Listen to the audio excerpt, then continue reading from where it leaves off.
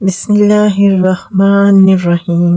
السلام علیکم ورحمۃ اللہ وبرکاتہ۔ الصلاۃ والسلام علیکہ یا رسول اللہ، الصلاۃ والسلام علیکہ یا نور اللہ، اللہم صلی علی محمد النبی الامی وآلہ وصحبہ وبارک وسلم۔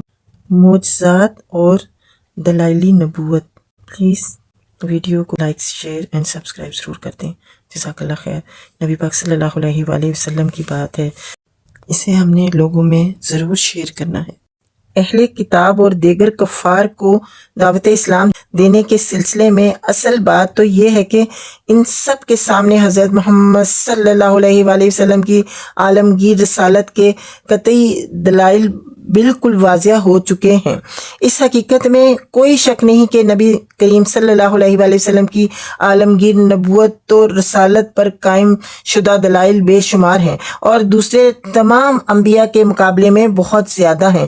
آپ کے معجزات کی دو قسمیں ہیں، کچھ تو وہ معجزات ہیں جو اس سے پہلے دوسرے انبیاء کے ہاتھوں صادر ہوئے اور سچی خبر سے معلوم ہوئے، مثلا حضرت موسیٰ و عیسیٰ علیہ السلام کے معجزات۔ کچھ معجزات ایسے ہیں جو ابھی تک باقی ہیں، مثلا قرآن مجید، علم اور ایمان جو آپ کے ماننے والوں میں ہے، تو یہ آپ کی نبوت کی دلیل ہے۔ اسی طرح آپ کی شرائط اور وہ معجزات جو وقتاً فوقتاً اب بھی صادر ہوتے رہتے ہیں، جنہیں کرامات صالحین کہا جاتا ہے، اسی طرح آپ کے دین کا حجت اور دلیل کے لحاظ سے غالب رہنا، یا آپ کی وہ صفات جو پہلے انبیاء کی کتابوں میں یا دوسری کتاب میں یا دوسری کتب میں پائی جاتی ہیں۔ معجزات کی بحث بہت وسیع و طویل ہے، اسے مکمل طور پر بیان نہیں کیا جا سکتا۔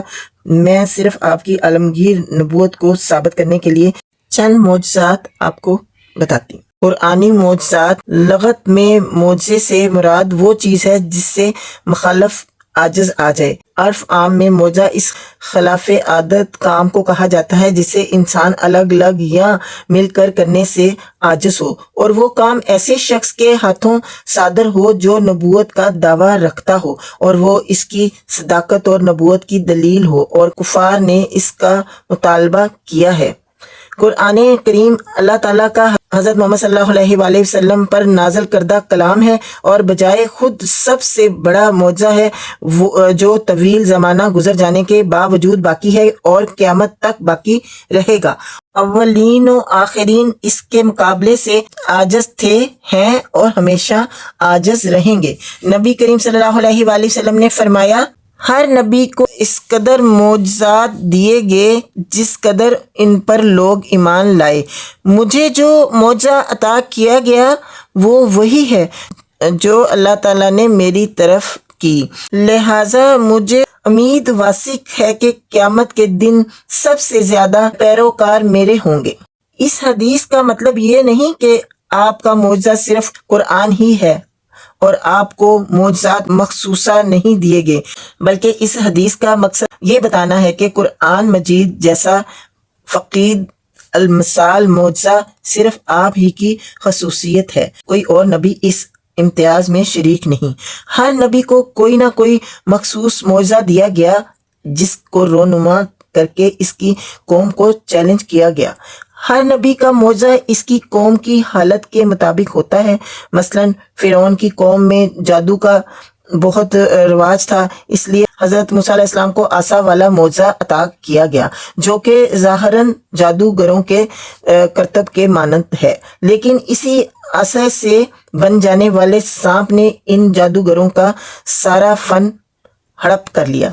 یہ بات جادوگر کے سانپ میں نہیں ہوتی۔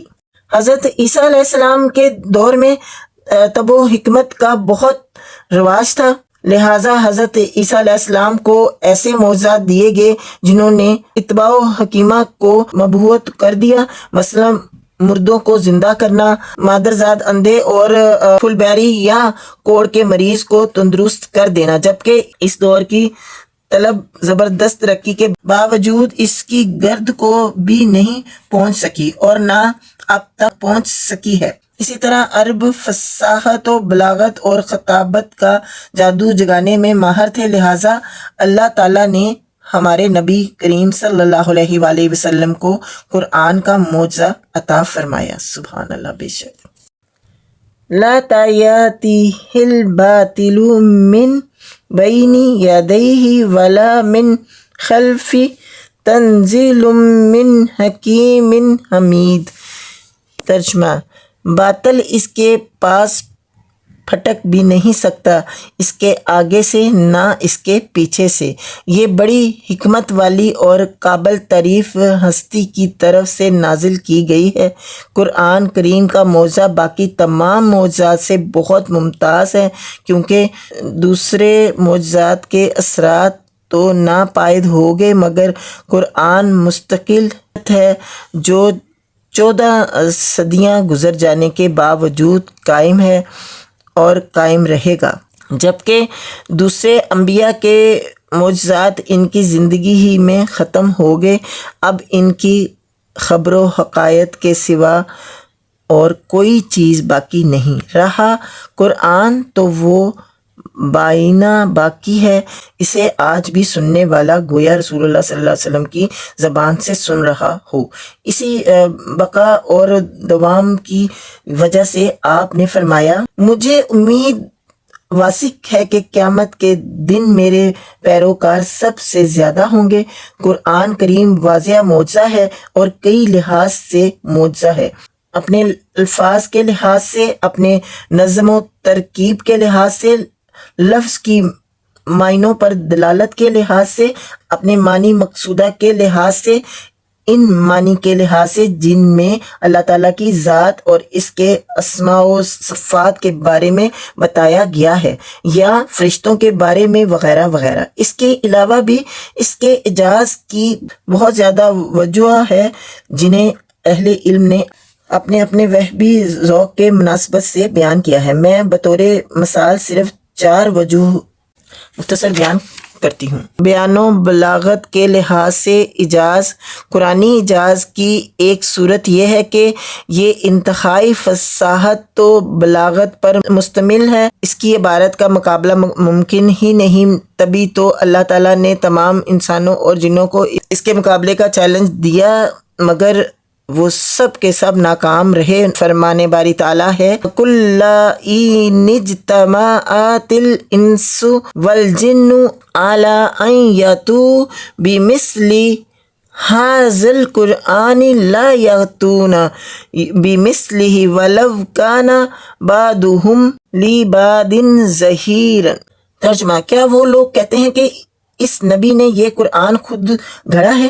بلکہ حقیقت یہ ہے کہ یہ لوگ ایمان نہیں لاتے، پھر انہیں چاہیے کہ اس قرآن جیسی ایک بات لے آئیں اگر وہ سچے ہیں۔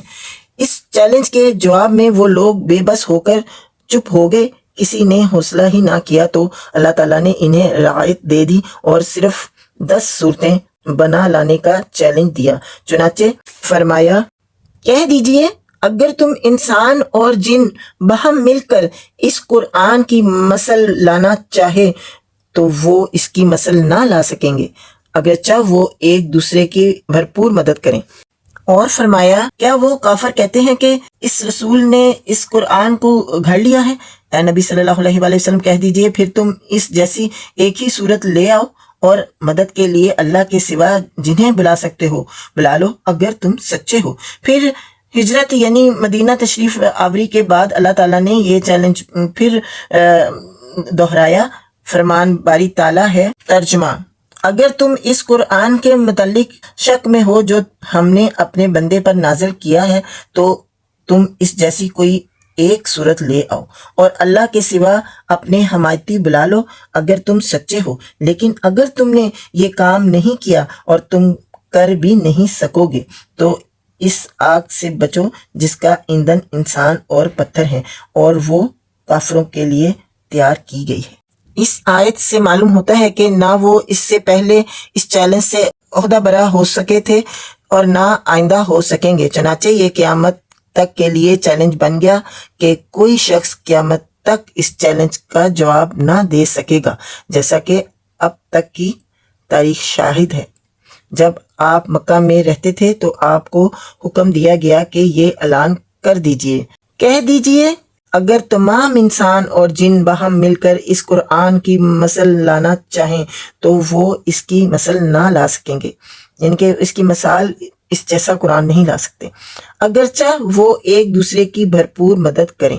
اس آیت میں اللہ نے یہ اعلان عام کیا ہے کہ آپ تمام مخلوق کو اس قرآنی اعجاز کی خبر دے دیں اور بتا دیں کہ یہ بات قطعی ہے کہ اگر وہ سب لوگ جمع بھی ہو جائیں تو اس جیسا قرآن نہیں لا سکتے۔ یہ چیلنج تمام انسانیت بلکہ تمام جنوں کو بھی دیا گیا، تو جس شخص نے بھی قرآن سنا اس نے یہ چیلنج بھی سن لیا اور ہر خاص و عام کو اس کا پتہ چل گیا۔ اس کے باوجود کسی شخص نے اس کا مقابلہ نہیں کیا اور آج تک کوئی شخص اس کی ایک صورت کا بھی جواب نہیں لا سکا۔ اس لحاظ سے قرآن ہزاروں معجزات کا مجموعہ ہے اور قرآن کے ہوتے ہوئے کسی اور معجزے کی ضرورت نہیں، کیونکہ اس کی 114 صورتیں اور 6200 سے زیادہ آیتیں ہیں۔ چیلنج کسی ایک صورت جیسی صورت بنا لانے کا تھا۔ قرآن مجید کی سب سے چھوٹی صورت سورۃ کوثر ہے، جس کی چھوٹی چھوٹی 3 آیات ہیں۔ اگر قرآن مجید کو سورۃ کوثر کے برابر حصوں میں تقسیم کیا جائے تو وہ 1000 حصے بن جائیں گے۔ ہر حصہ ایک الگ چیلنج ہے، لہٰذا قرآن کے ہوتے ہوئے کسی اور معجزے کی ضرورت نہیں، بشرطیہ کہ اسے سمجھنے والے دل اور حاضر دماغی سے سنا جائے۔ یا اللہ ہمیں بہترین ذکر کرنے والا، بہترین شکر ادا کرنے والا اور بہترین عبادت کرنے والا بنا دے، ہماری دنیا اور آخرت سنوار دے اور اپنے بہترین خزانوں سے ہمیں بہترین رزق عطا فرمانا۔ اے اللہ ہماری ساری دعاؤں کو اپنی بارگاہ عالیہ میں قبول فرما لینا۔ یہ واسطہ ہے نبی پاک صلی اللہ علیہ وآلہ وسلم کا۔ آپ سب کو جمعہ بہت بہت مبارک ہو اور اللہ تعالیٰ جمعے کے دن مانگی ہوئی سب دعائیں سب کے حق میں قبول فرما لے، اور ہر دن، ہر رات، ہر پل جو آپ دعا مانگیں اللہ تعالیٰ اپنی بارگاہ عالیہ میں قبول کر لے انشاءاللہ۔ آمین ثم آمین یا رب العالمین۔